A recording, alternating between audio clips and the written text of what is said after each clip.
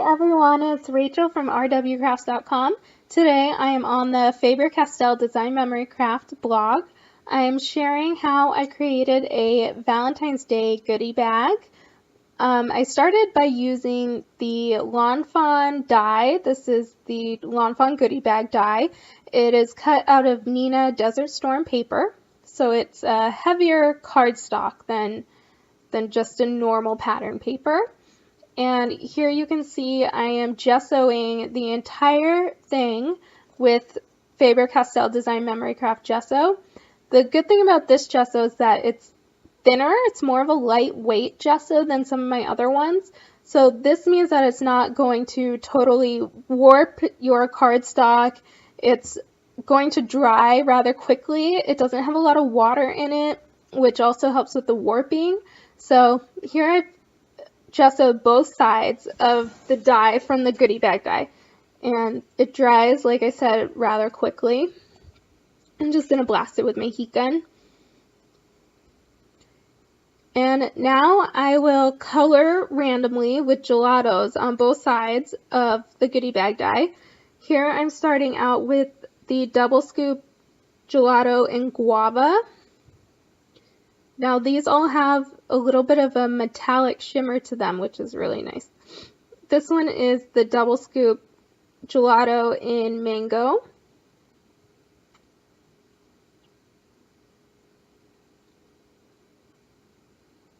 This is the gelato in bubblegum color. It's a very light pink, but once I'm all done, you'll see how it kind of helps mix in and blend in those bolder colors that are around it. So you can see I'm just kind of scattering the gelatos around, no rhyme or reason. This is the champagne gold gelato. And I'm really just putting this in the really small spaces because this gold packs a shimmery punch. So once I get it all wet and get the pigment really moving, that's going to help bring some shimmer to the entire goodie bag. So now I am activating the pigment in the gelato with some water. I've put water on this brush, not too much water because I don't want to totally soak down the cardstock, but just enough so that I'm spreading that pigment around. And again, I'll do that to both sides of the goodie bag. And I'll keep going with all the colors. So here I'm breaking down the mango.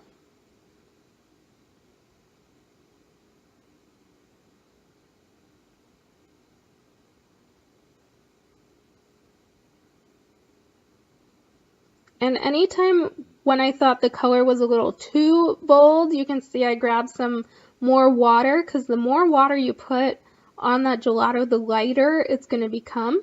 If you don't use very much water, then you're going to keep that more bold color. It's the same idea with watercolors. The more water, the lighter the color. The less water, the bolder the color. So now I'm finishing it off with the gold. And you can see just how it is right now. It looks very blocky. Nothing's really blending into each other. So I just put water on a clean paintbrush, and I just did a nice clean brush all over the die. So you see the difference here between just doing that quick brush over. It really blends in all of those gelato colors without mixing them and without creating like a muddy look. That's why I wanted to break up the colors first before I did this, because if I was to do it all in one go, I could end up with maybe some muddy looking orange color, and you wouldn't be able to see the pinks inside or the golds or the different shades of pinks. So that was really a good way to break down the steps to get the look that I desired. So of course I dried it all, wait till it's completely dry. And now I'm taking this heart stamp. It is from the Unity Stamp Company December Kit of the Month. And I'm brushing over with a cold gray Stampers Big Brush Pen from Faber Castell Design Memory Craft. These pens have India ink inside of them, so they are permanent. Give it a good huff, you know, the old school breathe on your stamp to activate any color that may have dried. And I'm pushing this down really well just because I want to make sure it gets in all the crevices of my gessoed die. And then I make sure it's all dry, and once it's dry, it's permanent because, like I said, it's India ink. So that is like as good as a permanent ink pad. Just testing it out to make sure it's all dry. And this is one of my favorite tricks to do with my Faber Castell products, and especially when I'm coloring with my Pitt pens or my Stampers Big Brush pens. I take the Faber Castell Design Memory Craft Glaze Medium, and I'm just lightly brushing a coat of the glaze on top of some of the hearts. I maybe did every other heart you can see. And once the glaze is all dry, I'll be able to color and blend with my Pitt pens. So you'll see that later. And while I'm waiting for the glaze to dry, I cut a strip of vellum from the DCWV foiled vellum stack available at Joann's. And I colored this to my Valentine sentiment. This is from the Unity January 2015 Kit of the Month. I stamped it in a black Stampers Big Brush pen. And again, the same thing, it's India ink, it's permanent. So that's on vellum, and I'll set that aside till I have colored my hearts. And here you see, now that the glaze is dry, I'm able to go over it with my Pitt pens or my Stampers Big Brush pens. And the smooth surface from the glaze really allows you to blend the color how you want it to.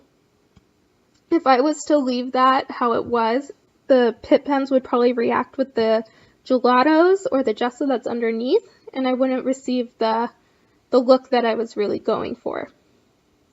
So here I'm doing about half of my glazed hearts in the Pink Matter Stampers Big Brush pen. And then I make sure they're totally dry.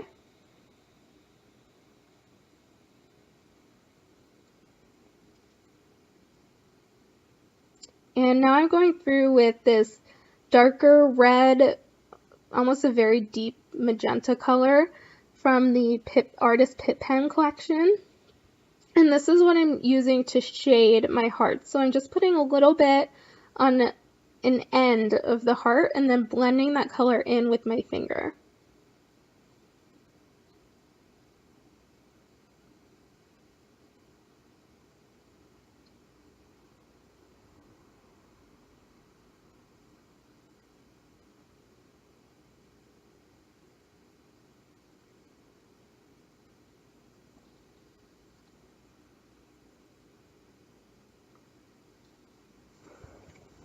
And now I'm going to do the other half of the hearts with this red. This is Scarlet Red Faber Castell Stamper Big Brush Pen. It's just your classic bold red. So I'm going to color in the rest of my glazed hearts in this color. And then to shade the red, I actually went through with my Stampers Big Brush Pen in white, just to give more of a highlight to each of the hearts rather than an extra shading. I wanted to brighten it up a bit, so the white worked really well. And then this heart stamp has little tiny dots in between all the hearts, so I went and colored those hearts with a very skinny Artist Pitt pen in the same red color. And now that those are dry and completed, I can start layering on my To My Valentine sentiment on the vellum.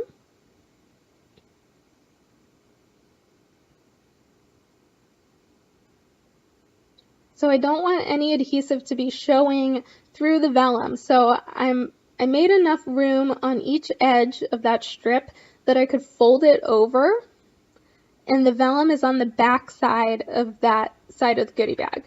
So that's the only place it is adhered. So then you see no vellum shows through, or no adhesive shows through the vellum on the front of my goodie bag.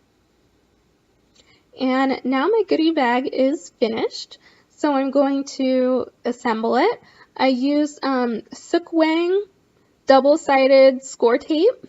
I believe that I used the 1/8 of an inch, the very skinny one, so that I could get in all those little scored nooks that I have in this goodie bag die.